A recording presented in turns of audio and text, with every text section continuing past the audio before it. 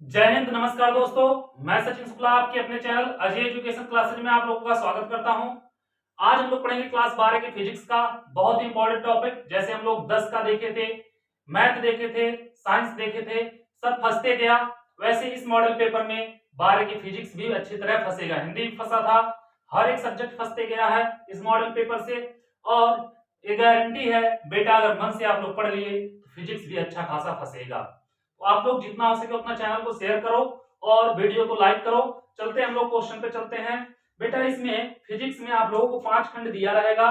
खंड अ, खंड ब, खंड स, खंड द व खंड य। कौन कौन सा खंड दिया रहेगा बेटा? खंड अ दिया रहेगा, उसके बाद खंड ब दिया रहेगा, उसके बाद बाबू खंड स दिया रहेगा, उसके बाद बाबू खंड द दिया रहेगा, फिर क्या दिया रहेगा बेटा मेरे लाल? खंड य। इसमें बाबू 5 खंड है। पांचों खंड में से जो आप लोगों का परफेक्ट तैयार होगा उस खंड से आप लोग क्या करना, पहले पेपर को पढ़ लेना अच्छी तरीके से, क्योंकि 15 मिनट हमें पेपर पढ़ने के लिए मिलता है। तो जो तैयार होगा उस खंड को उठा लेना, वहीं से पेपर को सॉल्व करना शुरू कर देना। ठीक है, उतना जब कर लोगे आप लोग कि जो खंड तैयार होगा उसको उठा लेना। इसमें बाबू अ जो रहेगा यह बहुविकल्पी रहेगा। कैसा रहेगा? यह बहुविकल्पीय रहेगा। ठीक है बेटा, इसमें प्रत्येक क्वेश्चन 1 नंबर के आएंगे। खंड ब, यह भी बेटा इसमें भी प्रत्येक क्वेश्चन जो रहेंगे 1 नंबर का रहेगा। और बाबू खंड स जो रहेगा इसमें प्रत्येक क्वेश्चन 2 नंबर के रहेंगे। खंड द जो रहेगा बेटा इसमें प्रत्येक क्वेश्चन 3 नंबर के रहेंगे। और खंड य में बेटा प्रत्येक क्वेश्चन 5 नंबर का रहेगा। और हर एक क्वेश्चन के साथ आपको अथवा करके एक और क्वेश्चन दिया रहेगा। तो इसमें से एक क्वेश्चन आपको करना है। कितना करना है बेटा? एक क्वेश्चन आप लोगों को करना है, जो पहला आए या अथवा करके आए, दोनों में से एक को करना है। ये नहीं कि हर एक क्वेश्चन का दोनों पार्ट करते हुए चलेंगे, क्योंकि हमारे पास बेटा ऐसा करोगे तो आप लोगों को नंबर नहीं मिलेगा। और हमारे पास फिजिक्स है, यह ना तो इंग्लिश है ना तो हिंदी है कि आप लोग लिख के कवर कर लोगे, क्योंकि फिजिक्स में टाइम कम पड़ जाता है। पहली बात आप लोगों को यह नोटिस करना है कि क्वेश्चन जो दे रहा है पूछ क्या रहा है। क्वेश्चन जो रहेगा बेटा वह पूछ क्या रहा है यह आप लोगों को पता होना चाहिए। ध्यान पूर्वक पहले क्वेश्चन पेपर को पढ़ना, क्वेश्चन को पढ़ना कि पूछना क्या चाहता है, पूछ क्या रहा है। जो पूछेगा आप लोगों को वही करना है। बहुत ज्यादा हाई फाई में बहुत ज्यादा नहीं लिखना है। ठीक है, देख लेना कि क्वेश्चन पूछना क्या चाहता है, हमें बताना क्या है। नहीं तो क्वेश्चन पूछ रहा है कुछ और पूरा उसका मतलब पंचौरा लेके बैठे रहो आप लोग, ऐसा नहीं करना है। ठीक है, तो चलो आ जाओ इसी के साथ माँ शेरा वाली का नाम लेके एकदम जोश और होश के साथ क्या करें, जय भवानी बोल के आ जाओ, क्वेश्चन को लगाना शुरू करते हैं। चलो बोल दो जय भवानी। आ जाओ बेटा, इसमें से पहला क्वेश्चन अगर हम लोग करेंगे, खंड कौन सा? खंड अ करेंगे। क्या करेंगे बेटा?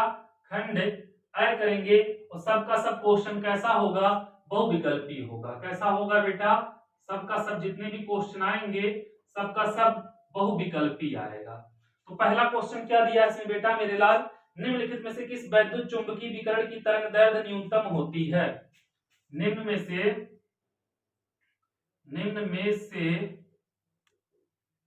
किस निम्न में से किस वैद्युत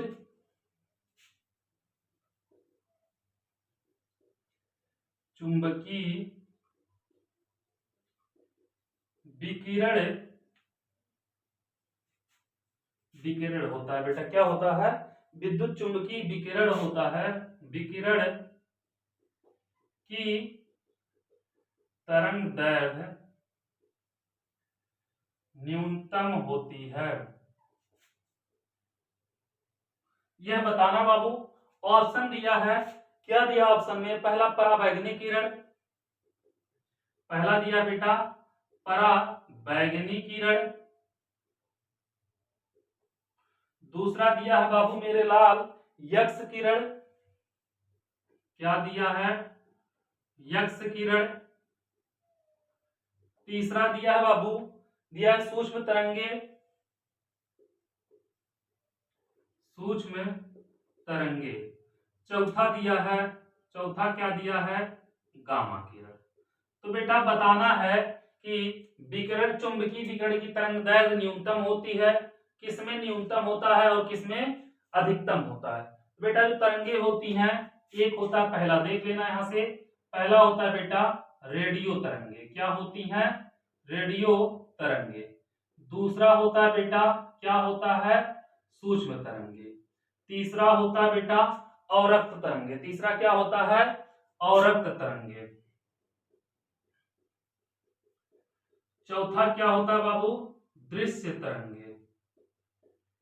चौथा होता है दृश्य तरंगे। और पांचवा क्या होता है बेटा, पांचवा होता है पराबैंगनी तरंगे या पराबैंगनी किरण होता है, पराबैंगनी किरण। छठवां होता है बेटा यक्ष किरण। क्या होता है, यक्ष किरण। और सातवां होता है बेटा गामा किरण। क्या होता है, गामा किरण।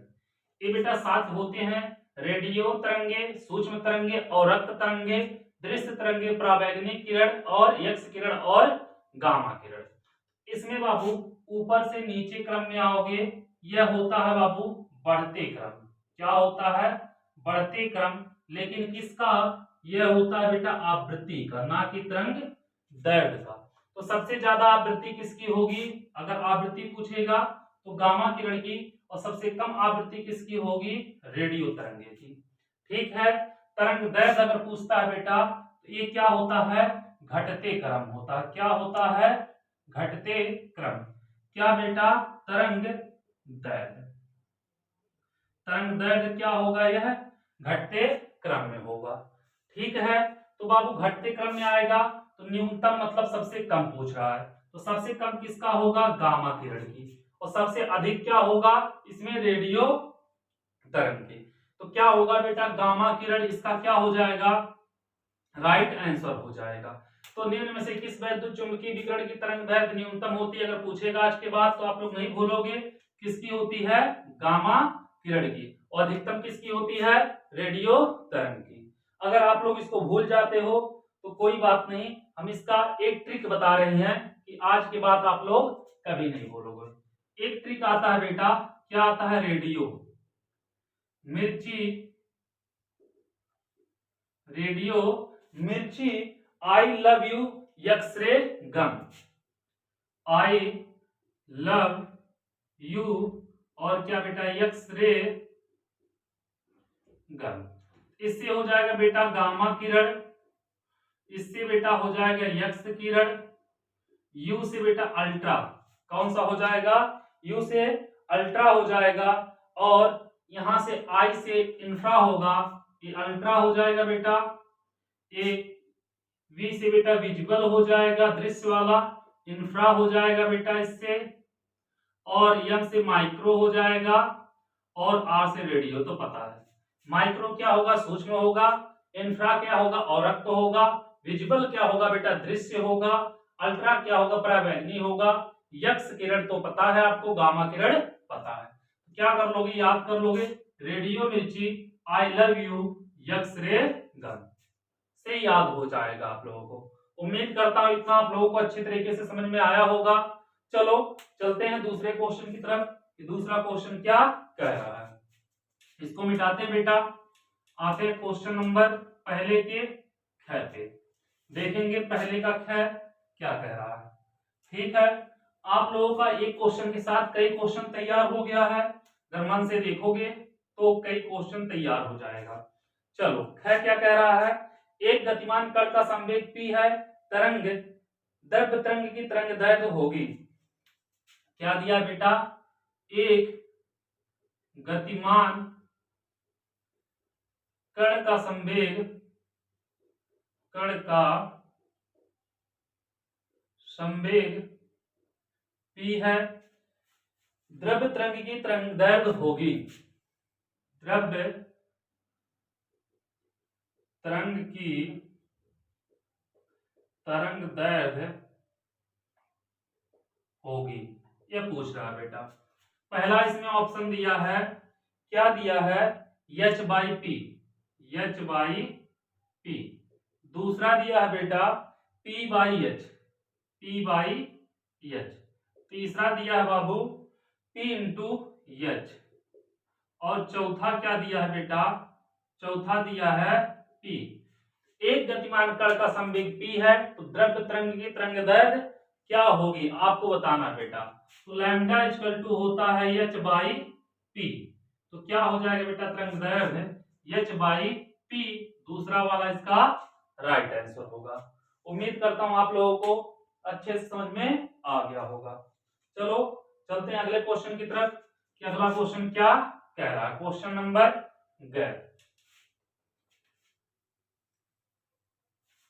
क्वेश्चन नंबर क्या कह रहा है, किरचॉफ का प्रथम नियम किस संरक्षण पर आधारित है। किरचॉफ का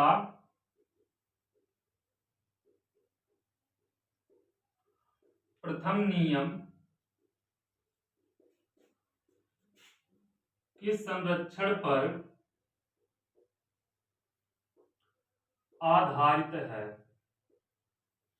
तो पहला दिया है बेटा, इसमें क्या दिया है, ऊर्जा, दूसरा संवेग, तीसरा दिया है बेटा P इंटू एच, और पहला दिया बेटा ऊर्जा, दूसरा दिया क्या दिया है, आवेश दिया है।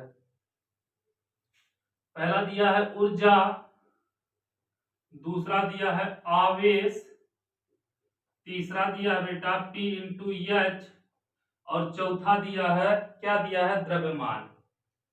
तो बेटा क्या पूछा है, किरचॉफ का प्रथम नियम। किरचॉफ ने कितने नियम दिए थे बेटा, दो नियम दिए थे। कितने दिए थे, किरचॉफ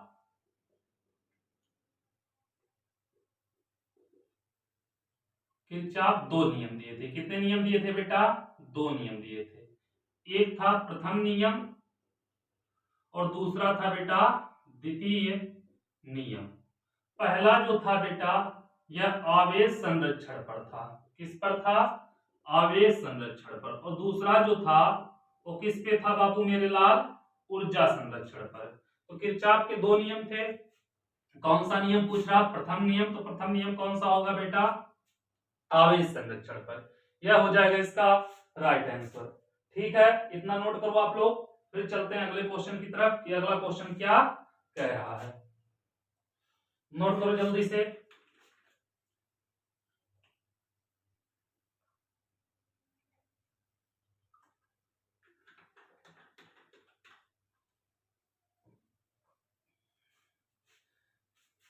मिटाए बेटा इसको।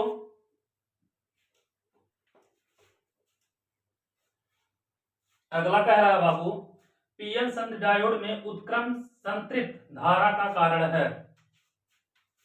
घ वाला पीएन संध डायोड, पीएन संध डायोड में उत्क्रम संतृप्त धारा का कारण है। उत्क्रम संतृप्त धारा का कारण है। नंबर एक दिया बेटा अल्पसंख्यक आवेश, दिया है अल्पसंख्यक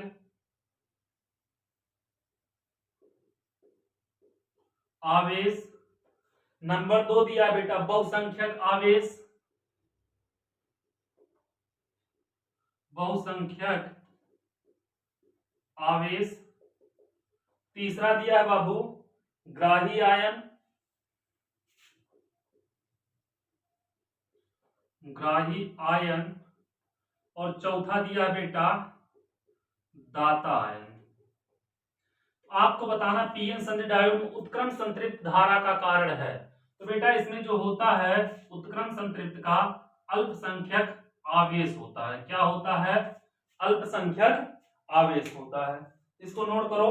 फिर चलते हैं अगले क्वेश्चन की तरफ कि अगला क्वेश्चन क्या कह रहा है।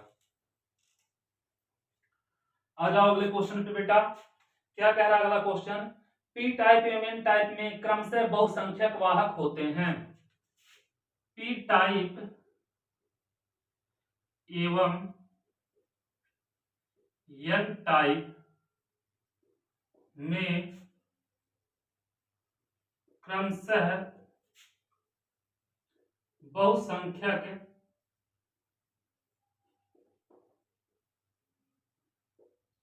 वाहक होते हैं। यही पूछा बेटा। पहला दिया इलेक्ट्रॉन इलेक्ट्रॉन, दूसरा दिया इलेक्ट्रॉन पोर्टर। पहला दिया बेटा इलेक्ट्रॉन इलेक्ट्रॉन, दूसरा दिया बेटा इलेक्ट्रॉन कोटर। क्या दिया? कोटर। वो कोटर को क्या बोलते हैं बेटा? होल भी बोलते हैं, इलेक्ट्रॉन कोटर। तीसरा क्या दिया बाबू? तीसरा दिया कोटर इलेक्ट्रॉन। क्या दिया है? कोटर इलेक्ट्रॉन।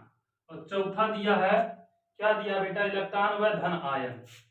इलेक्ट्रॉन व धन आयन, यही दिया बेटा। तो देखो, पी टाइप बोला है, एन टाइप बोला है। तो पी टाइप के लिए क्या होगा बेटा? पी टाइप के लिए होता है कोटर, और एन टाइप के लिए होता है बेटा, क्या होता है? इलेक्ट्रॉन। तो कोटर इलेक्ट्रॉन कहीं आपको दिख रहा है? ये हो जाएगा बेटा कोटर इलेक्ट्रॉन। अगर ये इसका उल्टा पूछता, एन टाइप पूछता, और क्या पूछ लेता बेटा? पी टाइप पूछ लेता। तो एन टाइप और पी टाइप जब पूछता मेरे लाल, मेरे हीरो, तो क्या होता देखो। तो बेटा एन टाइप के लिए क्या होता? इलेक्ट्रॉन होता। पी टाइप के लिए क्या होता? कोटर। तब इलेक्ट्रॉन कोटर होता। आया समझ में? कोई दिक्कत नहीं होनी चाहिए। चलो, इतना कर लिया आप लोग मेरे शेरों। आ जाओ अगले क्वेश्चन की तरफ। अगला क्वेश्चन क्या कह रहा है? अगला क्वेश्चन क्या कह रहा है बेटा? कह रहा मीटर सेतु की तार में निम्न में से किस धातु, मीटर सेतु की तार में से, तार निम्न में से किस धातु की बनी होती है? क्या वाला है बेटा? मीटर सेतु की तार, सेतु की तार निम्न में से किस धातु की बनी होती है, यह बताना बेटा। पहला दिया है इसमें, क्या दिया है? लोहा, कॉपर। पहला दिया बेटा लोहा, दूसरा दिया है कॉपर, तीसरा दिया है मैग्नीज या यूरिका, चौथा दिया बेटा, क्या दिया है? स्टील। तो बेटा मीटर सेतु की जो तार होती है, यह मैग्नीज की बनी होती है, क्योंकि बेटा जो अल्फा कण होता है इसका, क्या होगा अगर इसको अधिक टेम्परेचर दिया जाए, अधिक तापमान पर भी क्या होता है बेटा मेरे लाल? अधिक तापमान पर भी क्या होगा बेटा? इसका प्रतिरोध, इसका प्रतिरोध जो होता है बाबू, नियत रहता है। क्या होता है? क्या होता है बेटा? मीटर सेतु में मैग्नीज की तार इसलिए प्रयोग किया जाता है क्योंकि इसके टेम्परेचर बढ़ाया जाएगा, अगर बढ़ेगा तो भी प्रतिरोध नहीं बढ़ेगा। आए समझ में? इसलिए क्या होता है? मैग्नीज का तार प्रयोग किया जाता है। तो हम लोग बाबू इसी के साथ खंड अ के सारे क्वेश्चन सॉल्व कर लिए। अब हम लोग करेंगे खंड ब के क्वेश्चन। ठीक है, चलो आ जाओ खंड ब पे।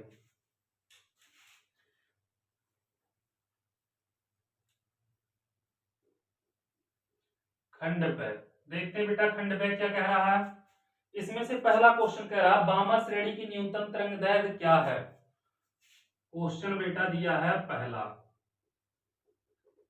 कह रहा है बामा श्रेणी की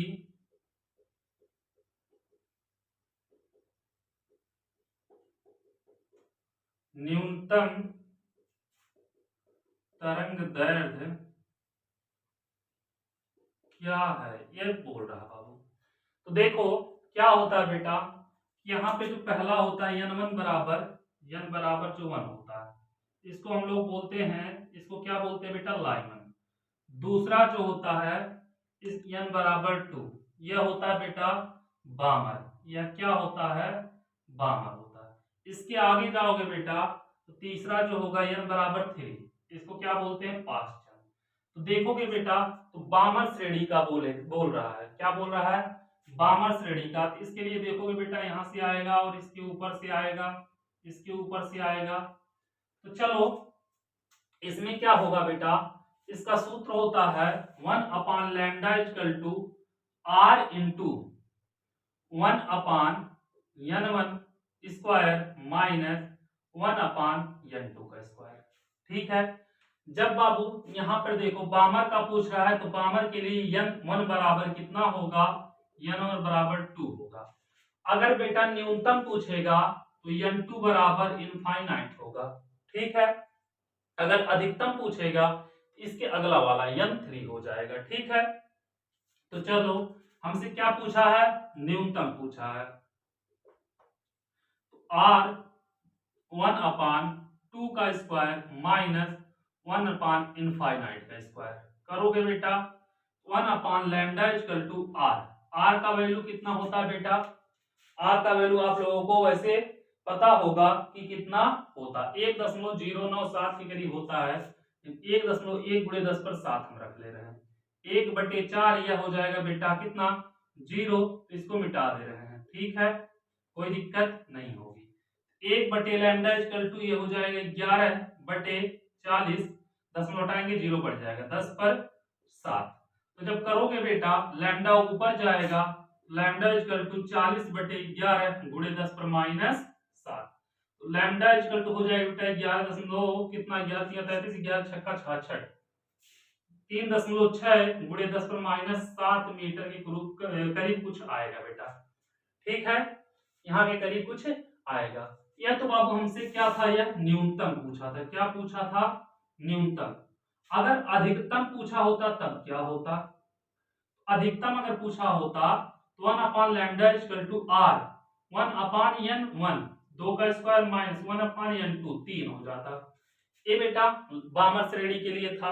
लाइमन के लिए होता तो n1 बराबर 1 रखते, n2 बराबर अधिकतम पूछता तो 2 रखते, मिनिमम पूछता तो इनफाइनाइट रखते। जैसे पास्टन का पूछता तो उसका भी आप लोग कर लोगे। ठीक है, कोई दिक्कत नहीं होना चाहिए। उम्मीद करता हूं आप लोगों को अच्छे से समझ में आ गया होगा, कोई दिक्कत नहीं होगी। चलो इसको नोट करो, फिर चलते हैं अगले क्वेश्चन की तरफ। ये अगला क्वेश्चन क्या कह रहा है, इसको मिटाते हैं बेटा।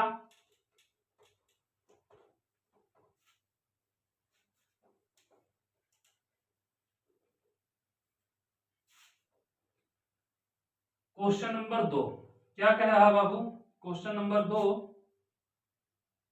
कह रहा है कि एक गोली पृष्ठ पर प्रकाश के अपवर्तन का सूत्र लिखिए। एक गोली पृष्ठ पर प्रकाश के अपवर्तन का सूत्र लिखिए। ठीक है, चलो कोई बात नहीं बेटा। अपवर्तन का सूत्र लिखना बेटा, तो सतह गोली पृष्ठ कौन कौन से बेटा, एक उत्तल होता है, एक अवतल होता है। उत्तल सतह के लिए जब देखेंगे बेटा क्या देखेंगे, उत्तल सतह हो और वस्तु कहां पे हो बेटा, विरल माध्यम में हो। कहां हो, विरल माध्यम में। और प्रतिबिंब कहां पे बन रहा हो बेटा, प्रतिबिंब सघन माध्यम में बन रहा हो। तो क्या होगा इसका सूत्र बेटा, n2/v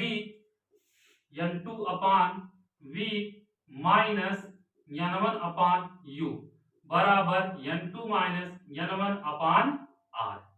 ये हो जाएगा बेटा उसका सूत्र, हो जाएगा। n2 पहले माध्यम का अपर्तनांक, n1 दूसरे माध्यम का अपर्तनांक। मन करेगा लिख लेना बेटा, यह क्या होगा, n1 पहले माध्यम का अपवर्तनांक, n2 क्या होगा बेटा, यह होगा दूसरे माध्यम का अपवर्तनांक। हो जाएगा, कोई दिक्कत नहीं होगी। चलो दूसरा क्या दिया बेटा, दूसरा कौन सी सतह होगी, दूसरा होगा बेटा अवतल सतह हो सकता है। अवतल सतह हो और वस्तु कहां रखा हो बेटा, वस्तु विरल माध्यम में रखा हो। और प्रतिबिंब कहां पे बन रहा हो, प्रतिबिंब सघन माध्यम में। तो क्या होगा बेटा, n2 की जगह पे n1 हो जाएगा, n1/v माइनस n2/u बराबर n1 माइनस n2/r, तब यह हो जाएगा। नोट करो इसको, फिर चलते हैं अगले क्वेश्चन की तरफ। ये अगला क्वेश्चन क्या कह रहा है।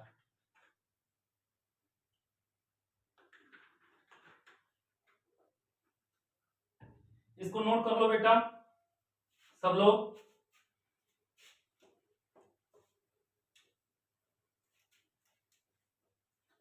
आ जाओ क्वेश्चन नंबर 3 पे।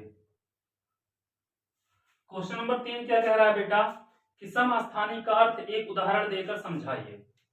बाबू बार बार यह क्वेश्चन पूछा जाता है, समस्थानिक का अर्थ उदाहरण देकर समझाइए, उदाहरण देकर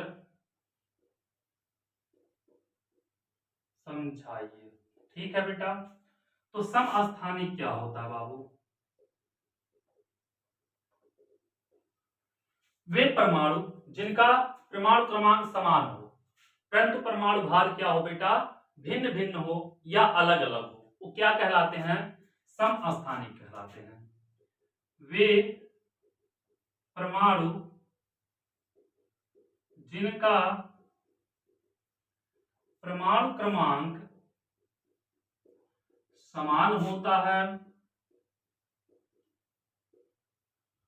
परंतु परमाणु भार भिन्न भिन्न होता है, उन्हें समस्थानिक कहते हैं। उदाहरण के लिए देख लोगे बेटा, जैसे 1H1 हो या बेटा 1H2 हो या बाबू 1H5 हो।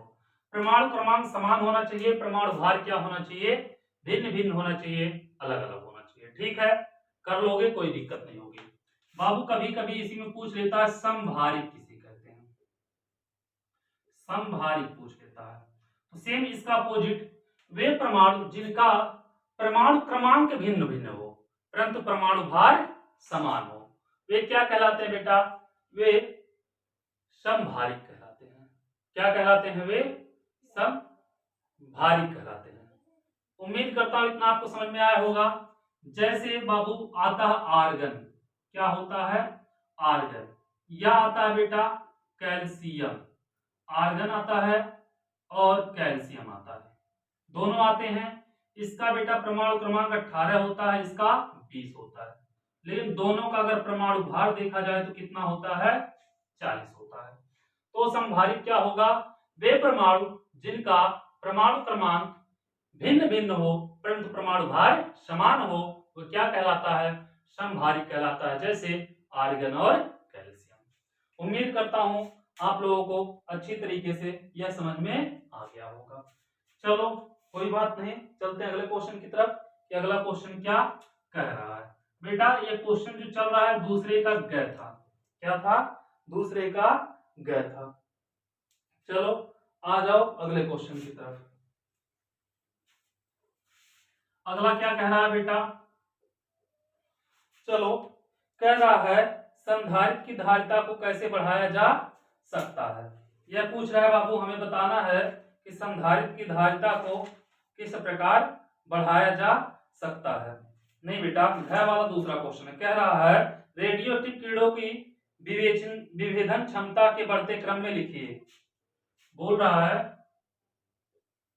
रेडियोएक्टिव कीड़ों की विभेदन क्षमता के बढ़ते क्रम लिखिए। विभेदन क्षमता के बढ़ते क्रम में लिखिए। तो बेटा रेडियोएक्टिव कीड़ों की क्षमता की जो बढ़ते क्रम होते हैं, सबसे कम क्या होता है बेटा? अल्फा होता है, यह होता है पहला अल्फा किरण।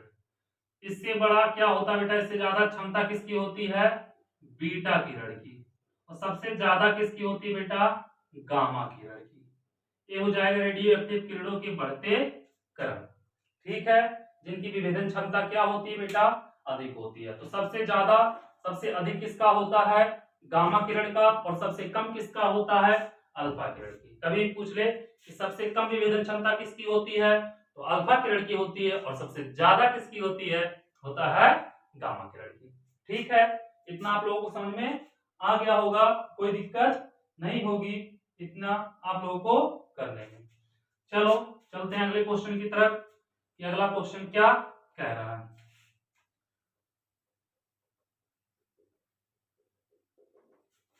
अगला क्वेश्चन कह रहा है बेटा कि संधारित्र की धारिता को कैसे बढ़ाया जा सकता है। क्या बोल रहा है बाबू, संधारित्र की धारिता को कैसे बढ़ाया जा सकता है, कैसे बढ़ाया जा सकता है।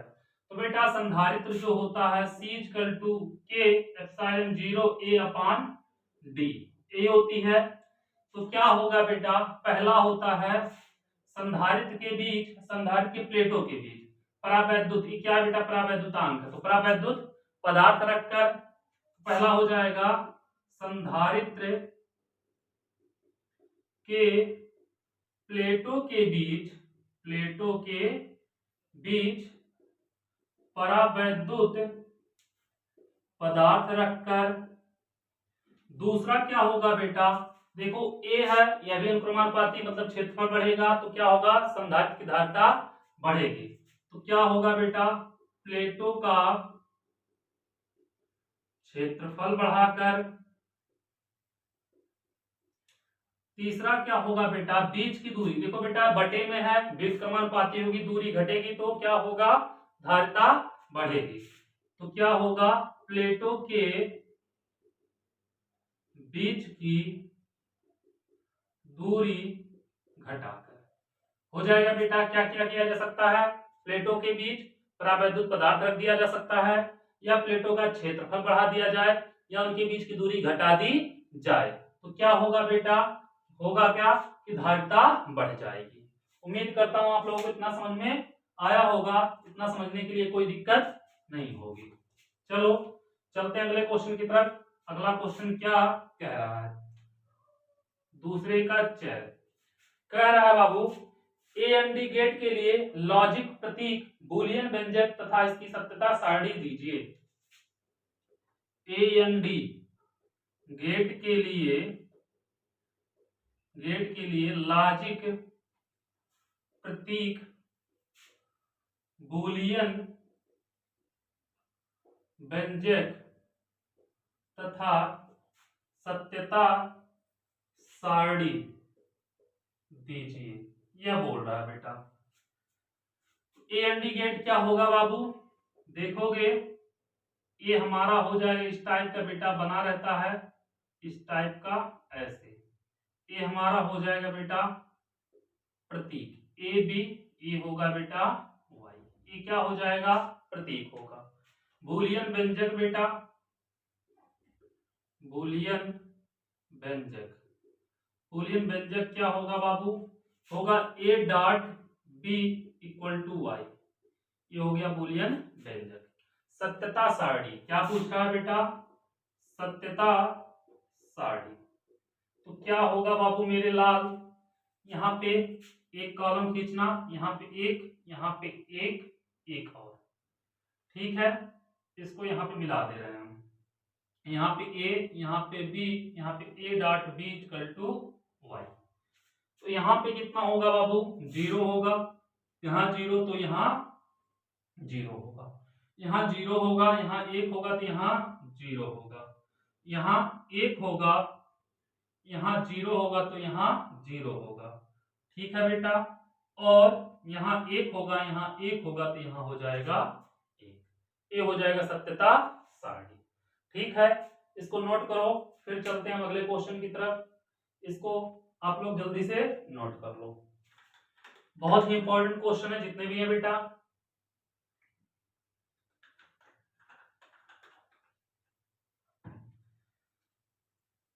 हम लोग दो खंड कर लिए, खंड अ और खंड ब। अब हम लोग करेंगे खंड स। देखते हैं खंड स क्या कह रहा है। खंड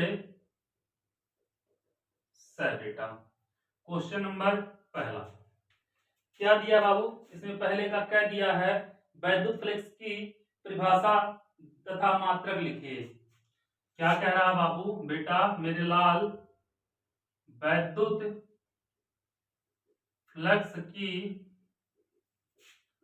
परिभाषा तथा मात्रक लिखिए। ठीक है बेटा। और क्या कह रहा है, कह रहा है ऋणात्मक वैद्युत फ्लक्स का क्या अर्थ है। ऋणात्मक वैद्युत फ्लक्स का क्या अर्थ है, यह बताना है बेटा। तो वैद्युत फ्लक्स क्या होता है बेटा, यह बताना आप लोगों को। वैद्युत फ्लक्स क्या होता है, तो बेटा किसी क्षेत्रफल से लंबवत गुजरने वाली वैद्युत बल रेखाओं की संख्या को वैद्युत फ्लक्स कहते हैं। इसको आप लोग लिख लेना, किसी क्षेत्रफल से लंबवत गुजरने वाली वैद्युत बल रेखाओं की संख्या को क्या कहते हैं बेटा, को वैद्युत फ्लक्स कहते हैं। वैद्युत फ्लक्स कहते हैं। इसे बेटा फाई से प्रदर्शित करते हैं। ठीक है। क्या होगा, कोई बेटा एक मान लिया वेक्टर ए है, इसके लंबवत गुजरने वाली वैद्युत बल रेखा की जो संख्या होगी बेटा, इसी को क्या कहेंगे, वैद्युत फ्लक्स कहेंगे। तो वैद्युत फ्लक्स समझ में आ गया आप लोगों को। तो फाई बराबर क्या होता है बेटा, वैद्युत फ्लक्स अगर देखोगे तो फाई बराबर बेटा vector E into D vector A हो जाता है बेटा, फाई बराबर हो जाएगा। ठीक है। इसका मात्रक पूछ रहा है बेटा, तो मात्रक क्या होगा देखना, इसका ई का होता है बेटा न्यूटन प्रति कूलम, क्षेत्रफल क्या है, क्षेत्रफल का मीटर स्क्वायर, हो जाएगा क्या, न्यूटन मीटर स्क्वायर प्रति कूलम इसका मात्रक। ठीक है। ऋणात्मक वैद्युत फ्लक्स पूछ रहा है बेटा, ऋणात्मक वैद्युत फ्लक्स से आप क्या समझते हैं, तो जब वैद्युत बल रेखाओं की संख्या अंदर की ओर हो, नीचे की ओर हो बेटा, यह एरो इधर ना होके इधर हो जाए, तो क्या होता है बेटा, वह ऋणात्मक वैद्युत फ्लक्स कहलाता है। आप लोग इतना लिख देना, जब वैद्युत बल रेखाओं की संख्या अंदर की ओर होती है तो वह ऋणात्मक वैद्युत फ्लक्स कहलाता है। उम्मीद करता हूं आप लोग को समझ में आया होगा, कोई दिक्कत नहीं होगी। अगला क्वेश्चन बेटा, क्वेश्चन नंबर तीसरे का ख, ये बेटा पहला डाले हैं, ये तीसरे का ख। आ जाओ देखते हैं तीसरे का ख क्या कह रहा है।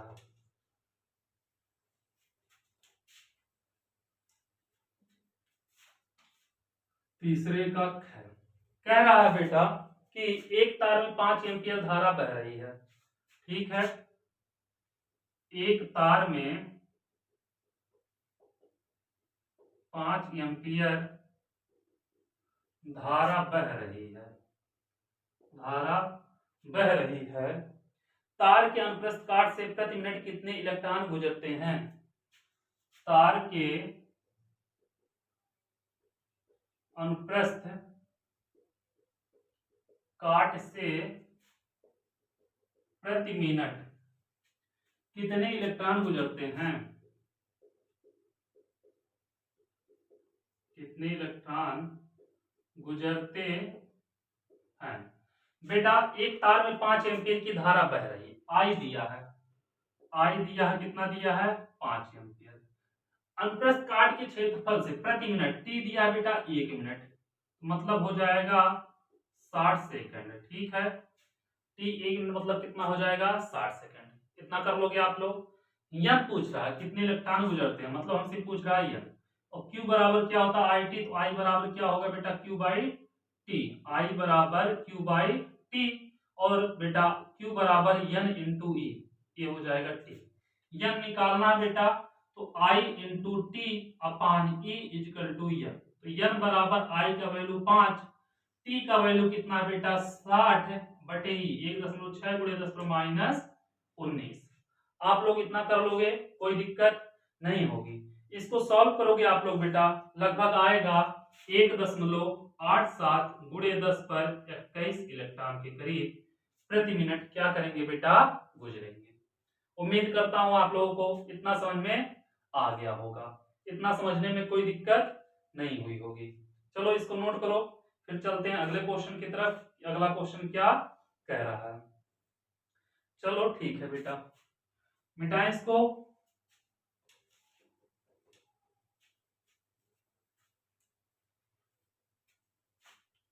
आ जाओ गया वाले पे। क्या कह रहा है, कह रहा है बाबू कि हाइड्रोजन स्पेक्ट्रम में बामर श्रेणी की द्वितीयक रेखा की तरंगदैर्घ्य रिडबर्ग नियतांक के पदों में ज्ञात कीजिए। हाइड्रोजन स्पेक्ट्रम बेटा, हाइड्रोजन स्पेक्ट्रम में बामर श्रेणी की द्वितीयक रेखा में बामर श्रेणी की द्वितीयक रेखा की तरंगदैर्घ्य रिडबर्ग नियतांक के पदों में ज्ञात कीजिए। कि तरंगदैर्घ्य रिडबर्ग नियतांक के पदों में ज्ञात कीजिए, पदों में ज्ञात कीजिए। चलो ठीक है बेटा, हाइड्रोजन स्पेक्ट्रम बेटा ये हमारा होता है पहला n बराबर ए होता है 1, किसका होता है, लाइमन श्रेणी, अभी जस्ट आप लोगों को बताए हैं। दूसरा होता है बाबू n बराबर 2, ये होता है हमारा बामर श्रेणी। तीसरा होता है n बराबर 3, पाश्चन हो जाएगा, ऐसे करोगे बेटा n बराबर 4। क्या बोला है, बामर श्रेणी की द्वितीयक रेखा की, तो बेटा बामर श्रेणी यही है, इसमें पहला रेखा ए हो जाएगा, द्वितीयक रेखा ए होगा, मतलब n1 बराबर होगा कितना 2 और n2 बराबर कितना होगा बेटा, द्वितीयक ए हो जाएगा रेखा, n2 बराबर हो जाएगा 4। कि तरंगदैर्घ्य रिडबर्ग नियतांक में ज्ञात कीजिए। ठीक है, तो 1 upon lambda equal to r 1 upon n1 square minus 1 upon n2 का square, 1 upon lambda r 1 upon n1 कितना बेटा 2 का स्क्वायर हो जाएगा माइनस 1 अपान 4 का स्क्वायर, करोगे 1 upon lambda r 1 upon 4 minus 1 upon 16, 1 upon lambda equal to r, तो बेटा यहाँ पे होगा कितना 16 हो जाएगा एलसीएम, और 4 4 जा 16 माइनस 1, तो करोगे 1 अपान लैम्डा r, ये हो जाएगा 3 अपान 16, तो लैम्डा इक्वल टू बेटा 16 अपान 3r, रिडबर्ग नियतांक के पदों में पूछा था, यही हो जाएगा हमारा आंसर। ठीक है, उम्मीद करता हूं आप लोगों को अच्छी तरीके से समझ में आया होगा। इसी के साथ बाबू हमारा खंड स भी खत्म हो गया, हमें करना है अब खंड द के क्वेश्चन को। ठीक है, इसको नोट करो, फिर चलते हैं खंड द वाले क्वेश्चन की तरफ कि खंड द के सभी क्वेश्चन क्या कह रहे हैं।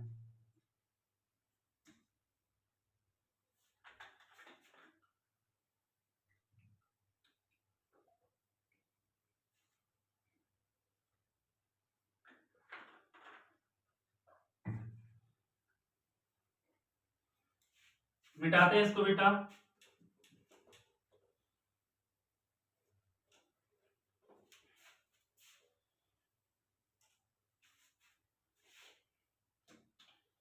आ जाओ बाबू मेरे लाल खंड द। क्वेश्चन नंबर कौन सा शुरू होगा, चौथा। इसमें पहला क्वेश्चन दिया, परस्पर संपर्क में रखे दो पतले लेंसों के संयोजन की फोकस दूरी के लिए सूत्र निगमित कीजिए। दिया बाबू, परस्पर संपर्क में रखे दो पतले लेंसों के लिए, लेंसों के संयोजन की फोकस दूरी, लेंसों के संयोजन की फोकस दूरी के इसलिए सूत्र का नियमन कीजिए, लेंसों के संयोजन की फोकस दूरी के लिए सूत्र निगमित कीजिए। ठीक है बेटा, दो पतला लेंस दिया है, मान लिया एक लेंस यह हो गया और दूसरा लेंस यह हो गया। ये दोनों एक दूसरे से बहुत करीब हैं, दोनों बहुत पतले हैं। यहां से बेटा मुख अच्छा हो गया है, दो रेखा खींच दे रहे हैं। मान लिया यहाँ पे एक बिंदु है O, एक बिंदु है O जहां पर वस्तु रखी है। यहां से किरण गई बेटा, यहां पहुंची, यहां से इसको यह क्या किया, रिफ्लेक्ट कर दिया, यहां पे गया। यहाँ पे मान लिए बिंदु I डैश है। ठीक है, इतना कर लोगे। यहां से यहां तक की दूरी बेटा वस्तु की दूरी है, मान लिया U। यहां से यहां तक की दूरी कितना है बेटा, मान लिया प्रतिबिंब की दूरी V डैश। इतना समझ में आया होगा आप लोगों को। तो क्या करेंगे हम लोग, लिखेंगे बेटा लेंस L2 की अनुपस्थिति में क्या होगा, लेंस या क्या होगा L2 की अनुपस्थिति में 1/f equal to 1/b minus 1/u से। बेटा मान लिया यह लेंस कौन सा है, L1 है, यह L2 है। इसकी फोकस दूरी f1 है, इसकी फोकस दूरी क्या है, f2 है। तो 1/f की जगह हो जाएगा 1/f1 बराबर प्रतिबिंब की दूरी बेटा क्या है, v डैश। यहां से देखो v डैश है, तो 1/v डैश माइनस 1/u। इतना आप लोग कर लोगे, कोई दिक्कत नहीं होगी। इसको मान लेना समीकरण नंबर 1। अब बाबू L2 जब लेके आओगे क्या करेगा, ये इसको यहां से मोड़ देगा, मान लीजिए यहाँ पे आ गया। ये बिंदु I है और यहां से यहां तक की प्रतिबिंब की दूरी कितनी होगी बेटा, v होगी। ये जो I डैश बिंदु है बेटा इस लेंस के लिए आभासी प्रतिबिंब का काम करेगा। और यहां से यहां तक की दूरी v डैश, देखो बेटा यहां से है लेकिन दोनों लेंस बहुत पतले हैं, इसलिए यह क्या होगा, दूरी बहुत कम होगी, इसलिए इसको नगण्य मान के पूरी दूरी यहां से यहां तक की कितनी ली जाएगी, v डैश। इतना आप लोगों को समझ में आया होगा। तो क्या लिखेंगे बेटा, इतना आप लोग कर लोगे। लेंस L2 के लिए लिख देना मन करेगा, लेंस L2 के लिए बिंदु I डैश वस्तु का तथा बिंदु I प्रतिबिंब का काम करेगी। बिंदु यहां से लिख दे रहे हैं बेटा, फिर काम लगेगा। बिंदु I प्रतिबिंब का काम करेगा। ठीक है, तो बाबू 1/f2 equal to 1/v, v क्या हो जाएगा बेटा, यही हो जाएगा, माइनस 1/u, u की जगह v डैश हो जाएगा। समीकरण नंबर 2। अब बेटा क्या करेंगे हम लोग, समीकरण 1 प्लस 2 से, तो 1/f1 प्लस 1/f2 क्या होगा, 1/v डैश माइनस 1/u। और बेटा यहाँ पे होगा plus 1/v minus 1/v dash. यह प्लस यह माइनस कट जाएगा, आएगा कितना बाबू, 1/f1 प्लस 1/f2 बराबर 1/v माइनस कर दो 1/u। समीकरण नंबर 3 मान ले रहे हैं। इतना उम्मीद करता हूं आप लोगों को समझ में आ गया है, कोई दिक्कत नहीं होगी। यदि बेटा इन दोनों लेंसों की जगह पे एक उत्तल लेंस हो और क्या हो बेटा, जिसकी फोकस दूरी f और प्रतिबिंब की दूरी v तथा वस्तु की दूरी u हो, तो क्या होगा बेटा, यदि एक उत्तल लेंस का प्रयोग किया गया हो जिसका फोकस दूरी f प्रतिबिंब की दूरी v तथा वस्तु की दूरी I हो। वस्तु की दूरी क्या हो बेटा, o हो, क्या बोलते हैं, u हो। तब 1/f equal to 1/v minus 1/u। समीकरण नंबर 4।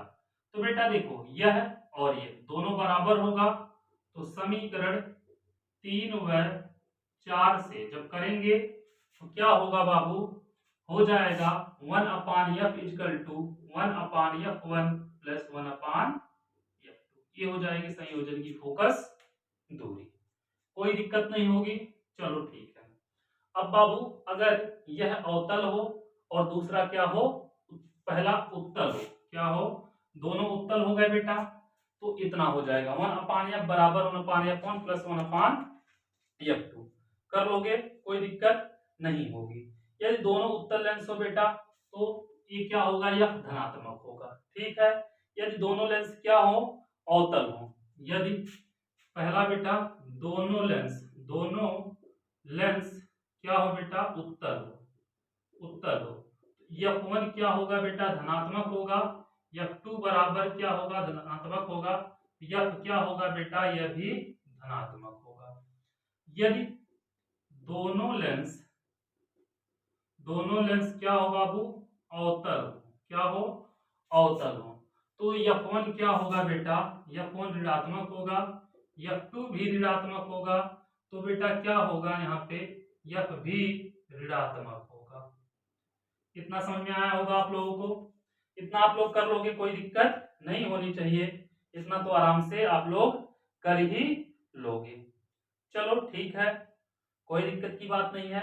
यदि बेटा पहला लेंस उत्तल हो और दूसरा लेंस अवतल हो तो क्या होगा, पहला क्या हो, पहला उत्तल हो, तीसरा नंबर है उत्तल, और दूसरा क्या हो बेटा, अवतल हो, तब क्या होगा, तो देखेंगे F1 बेटा धनात्मक होगा, F2 ऋणात्मक होगा। ठीक है। तो यहां से जब रखेंगे बाबू 1/f बराबर 1/f1, यहाँ प्लस ना होके 1/f2 माइनस में हो जाएगा, क्योंकि बेटा F2 ऋणात्मक रहेगा। 1/f इक्वल टू, देखो इसका एलसीएम होगा F1 माइनस F1 हो जाएगा इसका वैल्यू। ठीक है बेटा, जब पहला उत्तल रहेगा दूसरा अवतल रहेगा, कोई दिक्कत वाली बात नहीं है। अगर F1 बड़ा होगा F2 से, संयुक्त लेंस अवतल लेंस की भांति व्यवहार करेगा। अगर इसमें बेटा F1 बड़ा होगा किससे, F2 से, मतलब उत्तल लेंस का फोकस दूरी ज्यादा होगा अवतल लेंस से, तो बेटा यह अवतल लेंस की उल्टा होता है बेटा, अवतल लेंस की भांति व्यवहार करेगा। कैसा, अवतल लेंस की भांति व्यवहार करेगा। ठीक है। अगर F2 बड़ा होगा F1 से तो उत्तल लेंस ये हमेशा की भांति व्यवहार करेगा, उल्टा रहेगा बेटा, एक चीज याद रखना, भांति व्यवहार करेगा। ठीक है, कोई दिक्कत वाली बात नहीं है। तुमको नहीं विश्वास है, यहाँ पे बेटा क्या करना, F2 का मान ज्यादा रख लेना, F1 का मान कम रख लेना, हो जाएगा, सॉल्यूशन निकल जाएगा। मान लिया बेटा यहाँ पे 3 रखेंगे, 1/f बराबर 3 माइनस यहाँ पे 2 रख दे रहे हैं F1 का, 3 दूनी 6।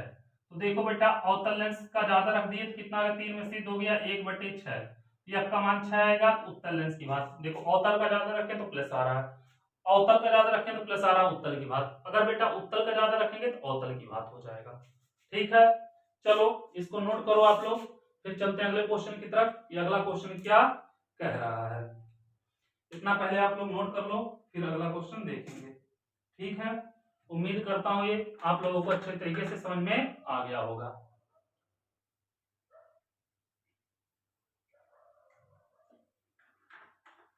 इतना आप लोग कर लिए होंगे। चलो इसको मिटाते हैं बेटा, देखते हैं अगला क्वेश्चन क्या कह रहा है। इसका क्या नंबर था, ख नंबर पे आएंगे। अब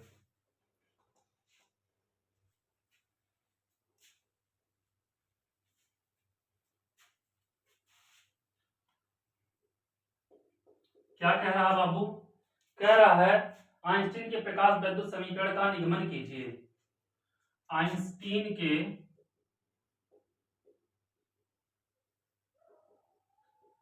प्रकाश वैद्युत समीकरण का निगमन कीजिए। ठीक है बेटा, तो क्या होता आइंस्टीन का प्रकाश वैद्युत समीकरण, कि किसी धातु की सतह पर जब कोई किरण आती है आती है बेटा कोई किरण, तो क्या करता है, इस पर जो फोटान होते हैं बेटा कुछ अवशोषित हो जाते हैं और कुछ ऊर्जा के रूप में क्या होते हैं यहाँ से निकल जाते हैं। इलेक्ट्रॉन क्या करता है, गतिज ऊर्जा के रूप में इसको निकाल देता है। तो मान लिया बेटा, लिखना क्या होगा, क्वांटम के सिद्धांत के अनुसार प्रकाश विकिरण ऊर्जा के छोटे छोटे बंडल या पैकेट के रूप में चलता है। लिखना बेटा, क्वांटम के सिद्धांत के अनुसार प्रकाश विकिरण ऊर्जा के छोटे छोटे प्रकाश विकिरण ऊर्जा के छोटे छोटे बंडल के रूप में चलता है। ठीक है, के रूप में चलता है, जिसे फोटान कहते हैं। जिसे फोटान कहते हैं। बेटा जो प्रकाश होती है एक बंडल के रूप में या ऊर्जा के रूप में चलता है बेटा, छोटे छोटे पैकेट के रूप में चलता है, जिसे क्या कहते हैं, फोटान कहते हैं। इक्वल टू क्या होगा बेटा, फोटान जो होगा एच न्यू होगा। ठीक है, यहाँ से क्या होगा बेटा, यहाँ से इलेक्ट्रॉन उत्सर्जित होंगे। क्या होंगे, इलेक्ट्रॉन उत्सर्जित होंगे। क्या होंगे, इलेक्ट्रॉन उत्सर्जित होंगे। इतना आप लोग कर लोगे बेटा। फोटान की ऊर्जा दो रूप में खर्च होती है बेटा, खत्म होती है। कौन कौन से, कुछ ऊर्जा कार्य फलन के रूप में और कुछ ऊर्जा जो होती है क्या करती है, इलेक्ट्रॉनों को गति प्रदान कर देती है। तो बेटा यहाँ पे लिखना क्या लिखोगे, फोटान की ऊर्जा दो प्रकार से खत्म होती है। पहला होता है बेटा कि कुछ ऊर्जा कार्यफलन के लिए खत्म होती हैं, कुछ ऊर्जा कार्यफलन के लिए खत्म होती हैं। जैसे बेटा कार्यफलन क्या होगा, W नॉट इक्वल टू कितना होगा, H न्यू नॉट। ठीक है, ये क्या होगा बेटा, इक्वेशन नंबर फर्स्ट हो जाएगा। और दूसरा क्या होता है बेटा, कुछ ऊर्जा इलेक्ट्रॉन जो होते हैं इसको गति देने में प्रदान कर रहे हो, क्या होते हैं, खर्च हो जाते हैं। इलेक्ट्रॉन को गति देने में खर्च हो जाती है। शेष ऊर्जा इलेक्ट्रॉन को गति प्रदान करने में खत्म हो जाती है। इलेक्ट्रॉन को गति जब प्रदान करेंगे बेटा, क्या होगा, इसकी काइनेटिक एनर्जी के मैक्सिमम के लिए, के मैक्सिमम जब देखेंगे half M V max square, ये हो जाएगा बेटा समीकरण नंबर 2। ठीक है, कोई दिक्कत नहीं होगी। अब बाबू अगर संपूर्ण ऊर्जा निकालेंगे, संपूर्ण ऊर्जा E जो होगा बेटा वो क्या होगा, W नॉट प्लस के मैक्स के बराबर होगा। तो E का वैल्यू कितना है, H न्यू बराबर W नॉट कितना बेटा, H nu nought plus half M B, एक minute, half M B max square. यहां से इसको बेटा इधर निकाल लो, कितना होगा, half M B max square equal to H nu तो रहेगा ही रहेगा बेटा, minus H nu nought. H common ले लें, half M B max square बराबर एच कॉमन लेंगे, क्या होगा, न्यू माइनस न्यू नॉट हो जाएगा बेटा, ये हो जाएगा। उम्मीद करता हूं इतना आप लोगों को अच्छे तरीके से समझ में आया होगा। न्यू जो है फोटान की क्या है बेटा, ये आवृत्ति है, और न्यू नॉट क्या है बेटा, दहली आवृत्ति है। ये फोटान की आवृत्ति है, फोटान की आवृत्ति। और बेटा न्यू नॉट जो है क्या है, यह दहली आवृत्ति है। क्या है, दहली आवृत्ति है। और यच जो होगा बेटा, एच यह प्लांक नियतांक है। क्या है? जिसका मान 6.6 × 10⁻34 जूल सेकेंड होता है। चलो इतना नोट करो आप लोग, फिर चलते हैं अगले क्वेश्चन की तरफ। अगला क्वेश्चन क्या कह रहा है, इतना पहले आप लोग नोट कर लो। क्या होता है बेटा कि क्वांटम के सिद्धांत के अनुसार विकिरण ऊर्जा छोटे छोटे बंडल के रूप में चलते हैं। जो ऊर्जा आते हैं बेटा बहुत छोटे छोटे बंडल के रूप में आते हैं, जिन्हें हम क्या कहते हैं बेटा, फोटॉन कहते हैं। और आगे बेटा यहाँ पे क्या होते हैं, कार्य फलन के रूप में कुछ खर्च हो जाते हैं। जो बचते हैं वो क्या होते हैं बेटा, इलेक्ट्रॉनों को गति देने में खर्च हो जाते हैं। क्या होता है, दो रूप में खत्म होते हैं, एक क्या कार्य फलन के रूप में, एक इलेक्ट्रॉनों को गति देने में। ठीक है, यहाँ से आप लोग कर लोगे। चलो इसको नोट करो, फिर चलते हैं अगले क्वेश्चन की तरफ। ये अगला क्वेश्चन क्या कहता है, इसको मिटाते हैं बाबू मेरे लाल, मेरे हीरो। उम्मीद करता हूं आप लोगों को अच्छी तरीके से समझ में आ रहा होगा, और भगवान से, गॉड जी से यही प्रे है कि आप लोगों का अच्छा रिजल्ट आए। ब्रूस्टर के नियम से सिद्ध कीजिए आपतित किरण तथा परावर्तित किरण परस्पर लंब होती हैं। क्या बोल रहा है बेटा, ब्रूस्टर के नियम से, ब्रूस्टर के नियम से सिद्ध कीजिए कि क्या होते बेटा, अपवर्तित होता, अपवर्तित किरण किरण तथा परावर्तित किरण परस्पर लंब होती हैं। बेटा मान लिया यह कोई माध्यम है, इधर विरल माध्यम है जिसका अपर्तनांक है n1, इधर सघन माध्यम है जिसका अपर्तनांक है n2। यहाँ पर एक बाबू लंब खींच दे रहे हैं जिसको क्या कहते हैं, अभिलंब कहते हैं। क्या कहते हैं, अभिलंब कहते हैं। यहाँ पे एक हम रेखा खींच रहे हैं जिसको हम आपतित किरण कहते हैं। क्या कहते हैं बेटा, आपतित किरण कहते हैं। मान लिया ऐसे हम खींच रहे हैं, थोड़ा सा रेखा ऐसे सीधा हो जाता है, इसको क्या कहेंगे बाबू, आपतित किरण। ठीक है, और यहां से बेटा सघन में जा रहा है तो कुछ झुक जाएगा बाबू, ऐसे निकल जाएगा, जिससे क्या कहेंगे, अपवर्तित किरण। इसको आपतित कहेंगे बेटा, इसको क्या कहेंगे, अपवर्तित किरण। ठीक है बाबू, और पूरा ना बेटा जाके कुछ किरणें यहां से क्या होती हैं, परावर्तित हो जाती हैं। इसे क्या कहेंगे बेटा हम लोग, परावर्तित किरण। क्या कहेंगे, परावर्तित किरण। ठीक है बाबू, यह जो होती हैं अध्रुवित किरणें होती हैं। यह क्या होती हैं, आंशिक रूप से अध्रुवित होती हैं या पूर्णतः ध्रुवित होती हैं। ठीक है, यहाँ पे एक कोण बनता है बाबू जिसको हम कोण आई या कहीं कहीं पे आई पे दिया रहता है, और यह कोण क्या होता है बेटा, आर होता है, अपवर्तन कोण। ठीक है, ये बेटा परावर्तन कोण होगा, यह आर होगा।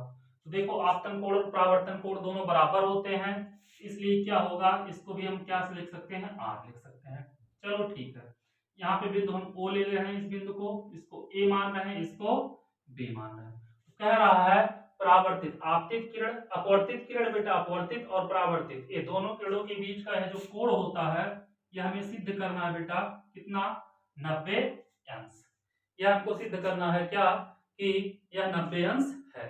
ठीक है, तो लिखना, माना अध्रुवित प्रकाश विरल माध्यम से सघन माध्यम में प्रवेश करता है जिससे अभिलंब की ओर झुक जाता है। यह कौन सा है बेटा, अध्रुवित प्रकाश है। इसको क्या करेंगे बेटा, अध्रुवित है, अध्रुवित। ठीक है बेटा, यह पूर्णतः ध्रुवित होगा, पूर्णतः ध्रुवित होगा। ठीक है, ध्रुवित, ये आंशिक ध्रुवित होगा। क्या होगा बेटा, आंशिक ध्रुवित होगा। तो बेटा यह अध्रुवित होगा, ऐसे बना लेना आप लोग। ठीक है,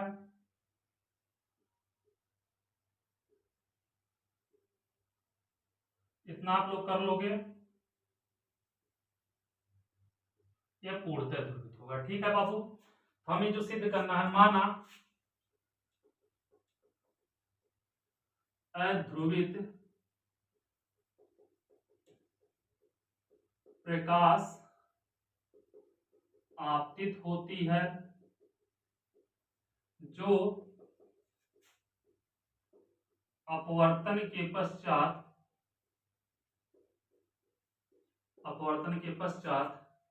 अविलंब की ओर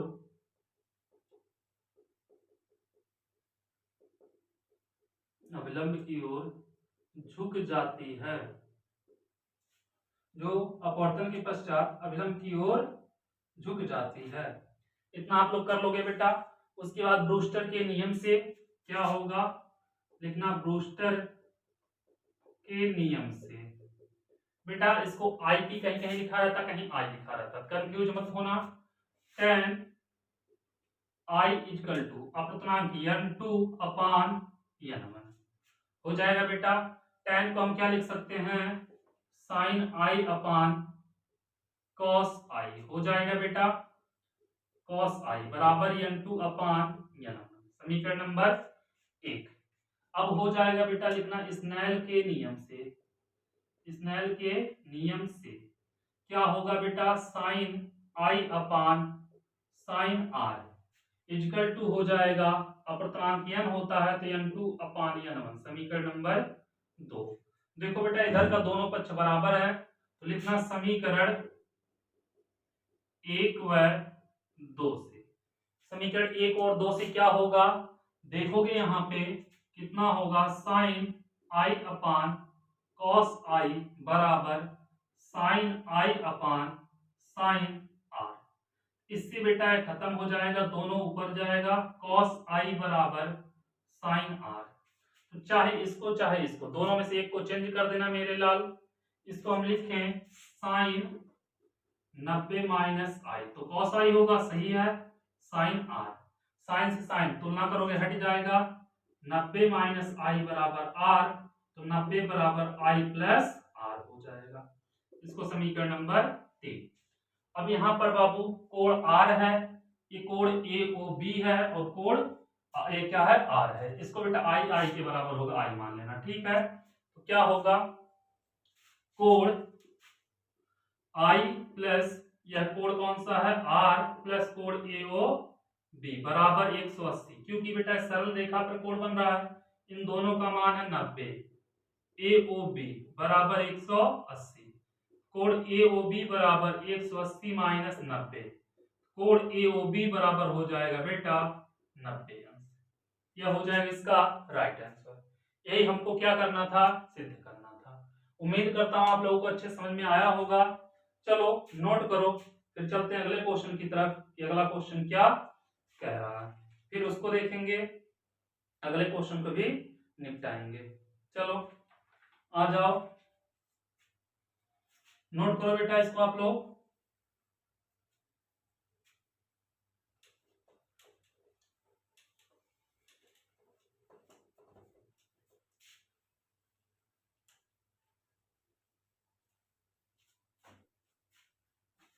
अगला क्वेश्चन क्या कह रहा है बेटा, एम्पियर का परिपथीय नियम लिखिए, इसकी सहायता से अनंत लंबाई के सीधे धारावाहिक तार से r दूरी पर चुंबकीय क्षेत्र का सूत्र स्थापित कीजिए। क्या कह रहा है बेटा, एम्पियर का परिपथीय नियम लिखिए। हो जाएगा बाबू, इसकी सहायता से अनंत लंबाई के सीधे, इसकी सहायता से अनंत लंबाई के सीधे धारावाहिक तार से r दूरी पर चुंबकीय क्षेत्र का सूत्र स्थापित कीजिए। सीधे धारावाही तार से r दूरी पर चुंबकीय क्षेत्र का सूत्र, चुंबकीय क्षेत्र का सूत्र स्थापित कीजिए। ठीक है बेटा, क्वेश्चन देख लेना बाबू। हम बोलते रहते हैं, अगर समझ में कुछ ना आए, क्योंकि राइटिंग थोड़ी सी बहुत अच्छी है, तो आप लोग नोट कर लिया करो, क्योंकि हम बोलते रहते हैं साथ साथ में, इसीलिए कि आप लोग समझ जाओ। एम्पियर का परिपथीय नियम लिखना बेटा, एम्पियर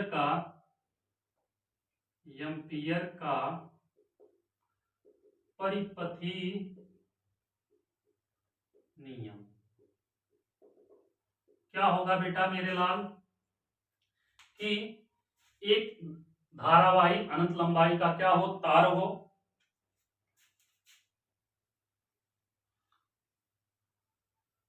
इससे बेटा r दूरी पर एक बिंदु क्या है, P है। यहाँ पर वैद्युत क्षेत्र की तीव्रता की गणना करनी है। इसमें धारा प्रवाहित हो रही I, कौन सी धारा जा रही है बेटा, I धारा इसमें प्रवाहित हो रही है। और इसके चुंबकीय क्षेत्र की दिशा किधर है बेटा, इधर है। इसकी अल्पखंड dl की भाग ले रहे हैं बेटा, dl ले रहे हैं। कौन सा ले रहे हैं, dl। यह भी बेटा इसकी भी दिशा किधर होगी, इधर होगी। तो लिखेंगे किसी बंद परिपथ के, किसी क्या है बेटा, यह बंद परिपथ है कि की सीमा के अंदिश चुंबकीय क्षेत्र B का रेखीय समाकलन पथ द्वारा घिरी कुल धारा I का म्यू 0 गुना होता है। एम्पेयर का परिपथ जब पूछेगा बेटा तो क्या लिखेंगे, किसी बंद परिपथ की सीमा के, किसी बंद परिपथ की सीमा के अनुदिश चुंबकीय क्षेत्र B का अनुदिश चुंबकीय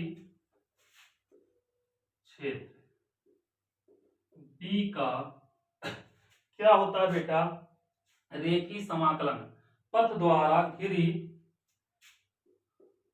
रेखीय समाकलन पथ द्वारा, जो पथ है बेटा द्वारा घिरी कुल धारा का, इसमें जो कुल धारा बहती हैं, कुल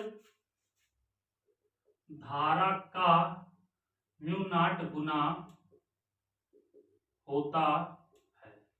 ये होता है बेटा एम्पियर का परिपथ। किसी बंद परिपथ की सीमा के अनुदिश क्षेत्रफल B का रेखीय समाकलन क्या होता है, कुल धारा का म्यू 0 या म्यू नॉट गुना होता है। तो बेटा क्या होगा, यहां से जब देखोगे B into delta L equal to mu not into I, यही होता है। उम्मीद करता हूं आप लोगों को समझ में आया होगा, कोई दिक्कत नहीं होगी। अब यहां से लिखना, माना r त्रिज्या का एक क्या है बेटा, वृत्तीय पथ है। वृत्तीय पथ के किसी बिंदु पर P पर चुंबकीय क्षेत्र की तीव्रता क्या है बेटा, निकालनी है। चलो आ जाओ। माना r स्मॉल r त्रिज्या का एक वृत्तीय पथ, स्मॉल r त्रिज्या के एक वृत्तीय पथ है जिसके बिंदु P पर चुंबकीय क्षेत्र वेक्टर B या B जो होता है बेटा B इक्वल टू क्या होगा, mu naught I upon 2 pi r, mu naught I upon 2 pi r है। समीकरण नंबर 1 कर लोगे आप लोग। तब चुंबकीय क्षेत्र का रेखीय समाकलन लिखोगे बेटा, चुंबकीय क्षेत्र का रेखीय समाकलन क्या होगा बेटा, vector B dot D vector कौन सा है बेटा, L। करोगे B दिया है बेटा, कितना दिया है, हो जाएगा, इसको बाहर निकाल लोगे, mu naught I upon 2 pi r, और किसका होगा बेटा यहाँ पे dl का। और बाबू यहाँ पर इसका एक और स्टेप कर लेना मन करेगा, ये हो जाएगा वेक्टर B का B dl cos थीटा। और यहाँ पे बेटा चुंबकीय क्षेत्र जो है इधर ही है, और बेटा dl की दिशा, दोनों की दिशा एक ही है, तो थीटा इक्वल टू कितना होगा, 0 अंश हो जाएगा। cos 0 का मान 1 हो जाएगा, b डेल्टा l बचेगा, b dl बचेगा, तो b dl हो जाएगा। अब बेटा वृत्ताकार पथ है तो क्या होगा, 2 पाई r होगा, तो mu naught I upon 2 pi r into इसका बेटा क्या होगा, 2 पाई r। वृत्ताकार पथ है, पूरे का 2 पाई r होगा, म्यू नॉट I। यही लाना था बाबू, देखो कहाँ गया, यहाँ पे म्यू नॉट I आ गया। यही हमको क्या करना था, सिद्ध करना था। आप लोग नोट कर लो, फिर चलते हैं अगले क्वेश्चन की तरफ कि अगला क्वेश्चन क्या कह रहा है। चलो इतना नोट करो, फिर अगले क्वेश्चन को देखेंगे कि अगला क्वेश्चन क्या कह रहा है। मिटाएं इसको बेटा।